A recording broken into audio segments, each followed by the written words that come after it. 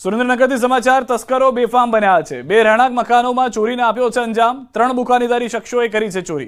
તસ્કરીની ઘટના સીસીટીવીમાં કેદ થઈ છે। બે મકાનમાંથી 5,75,000નો મુદ્દામાલની ચોરી કરી, રોકડ અને દાગીના ચોરી કરી તસ્કરો ફરાર થઈ ગયા। તો બે દ્રશ્યો આપ જોઈ રહ્યા છો। એક તરફ સીસીટીવીની ઘટના, બીજી તરફ જે પરિસ્થિતિનું નિર્માણ થયું છે જ્યારે બાદમાં પહોંચ્યા હતા આ આખો વિડીયો શૂટ કરવામાં આવ્યો છે। બે મકાનમાંથી 6.5 લાખના મુદ્દામાલની તસ્કરી થઈ છે। રોકડ અને દાગીનાની ચોરી કરી ફરાર થઈ ગયા છે ચોર।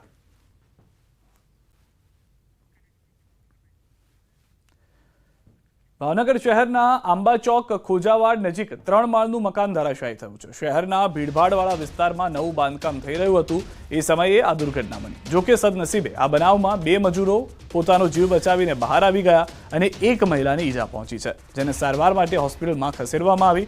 રિનોવેશનની મંજૂરી મહાનગર પાસેથી મેળવીને બાંધકામ થઈ રહ્યું હતું।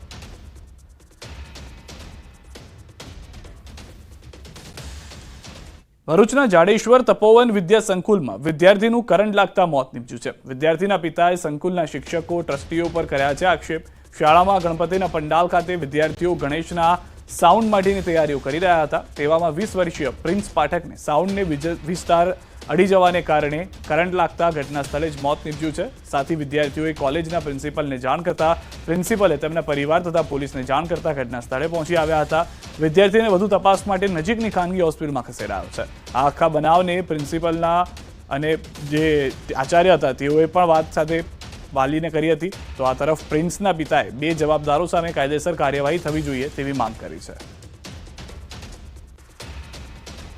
અહીંયા સવારે 6:30 અમારો પ્રિન્સ પાઠક નામનો વિદ્યાર્થી હતો, તેને કરંટ લાગ્યો અને અકસ્માત અહીંયા થયો છે। તમારી સામે તમે જોઈ રહ્યા છો ત્યાં, અને અકસ્માતે દુઃખદ ઘટના ઘટી છે અને એ દીકરો દિવંગત થઈ ગયો છે। हमारा भांजा बताया कि उसको करंट जोड़ने के लिए भेजे थे लोग।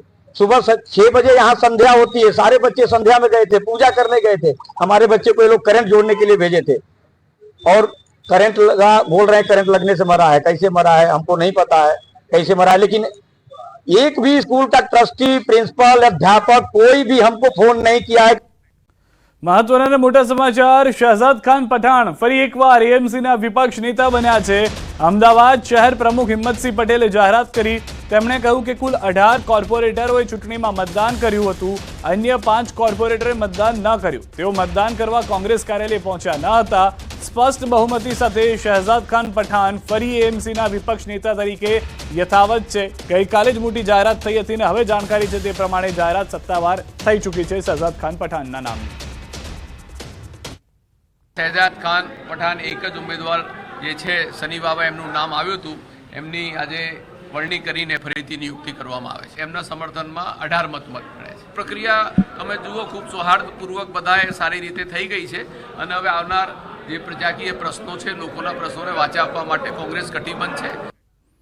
કોંગ્રેસ ધારાસભ્ય અમિત ચાવડાના આરોપ। અમિત ચાવડાએ સરકાર પર કર્યા આરોપ। ગુજરાતમાં ભ્રષ્ટાચાર શિષ્ટાચાર બની ચૂક્યો છે। ભાજપની સરકારમાં કૌભાંડીઓ સરેઆમ ફરી રહ્યા છે। વર્ષ 2021માં ઉત્તર ગુજરાતમાં હેમચંદ્ર યુનિવર્સિટીમાં કૌભાંડ થયું। દોષિતો સામે કોઈ જ પગલાં નથી ભરાયા।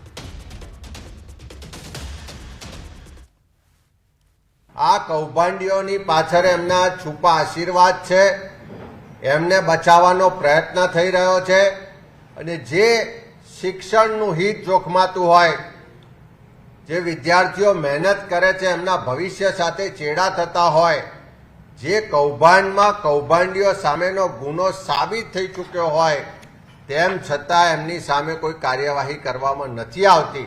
એનો સ્પષ્ટ મતલબ છે કે સરકારના આશીર્વાદથી કૌભાંડીઓ આજે છડે ચોક ગેરરીતિઓ કરી રહ્યા છે, ખોટું કરી રહ્યા છે, ભ્રષ્ટાચાર કરી રહ્યા છે।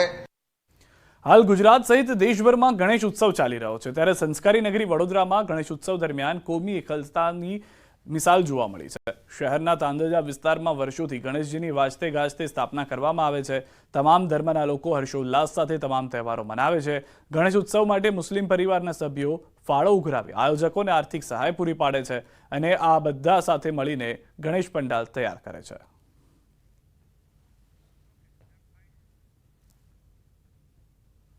કે તાંદલજા ગામમાં મુસ્લિમ કોમની વધારે વસ્તી છે તો પણ અમને મુસ્લિમ ભાઈઓનો જ સાથ મળે છે.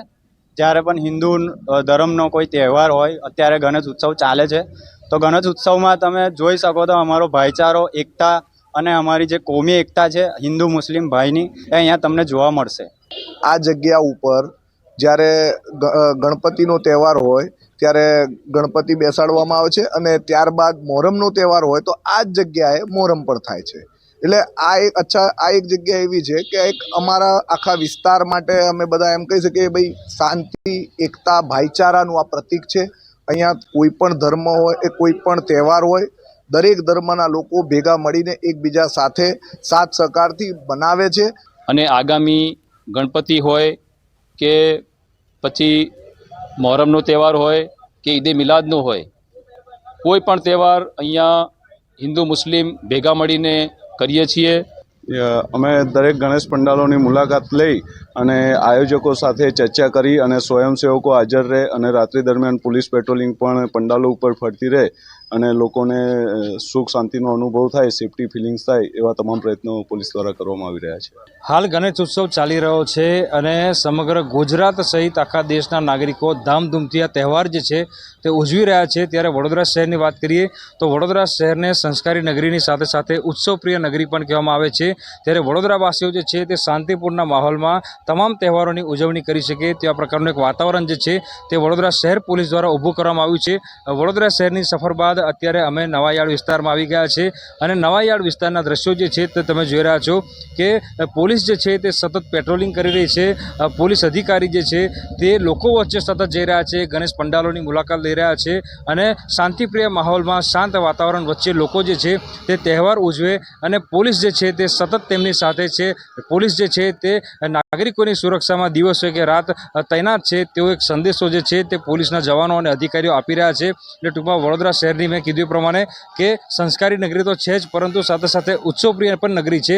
એટલે વડોદરા શહેરમાં જે ગણેશ ચતુર્થીનો તહેવાર છે, ગણેશ ઉત્સવ છે, તે અત્યારે પોલીસ છાવણીમાં અને પોલીસની સુરક્ષા વચ્ચે શાંતિપૂર્ણ માહોલમાં ઉજવવામાં આવી રહ્યો છે. હાર્દિક દીક્ષિત, ન્યૂઝ 18 ગુજરાતી, વડોદરા. કહેવાય છે કે શ્રદ્ધા મનુષ્યને કદાચ તારે છે, પરંતુ અંધશ્રદ્ધા મનુષ્યને જરૂર ડૂબાડે છે. 21મી સદીમાં અંધશ્રદ્ધા એ આપણી કમનસીબી કહેવાય, પરંતુ ગુજરાતમાંથી ચાશવારે અંધશ્રદ્ધાની ઘટનાઓ જોવા મળે છે. ત્યારે ફરી એકવાર ધર્મના નામે ધતિંગનો થયો છે પર્દાફાશ.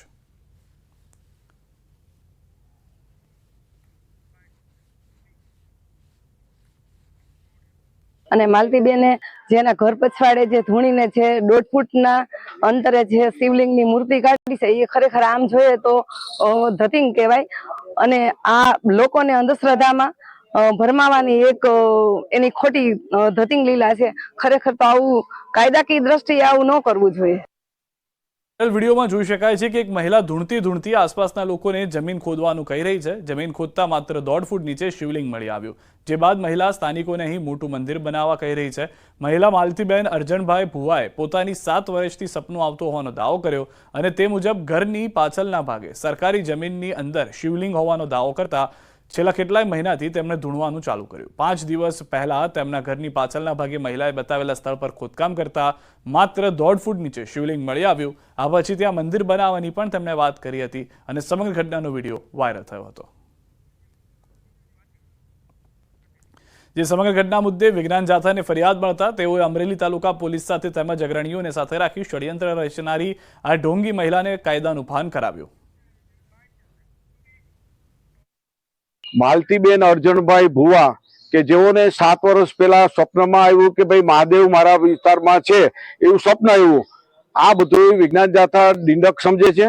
અને બીજું 6 મહિના પહેલા પોતે ધૂણવાનું ચાલુ કર્યું અને આ ઘટના વખતે પોતાના ઘરની પાછળના ભાગમાં સરકારી જમીનની અંદર આ કૌતુક અને તરકટ બહાર પાડ્યું અને પોતે આદેશ આપ્યો કે આનું મોટું મંદિર કરજો અને આની તમે આમન્યા જાળજો અને બેડો પાર, આવા બધા ઉચ્ચારણો કરી અને ખાસ કરીને બંધારણનું અપમાન, લોકોનામાં ભ્રમ નાખવાનો, ચમત્કારને પ્રોત્સાહન આપવાની આવી વાહિયાત વાત કરી છે.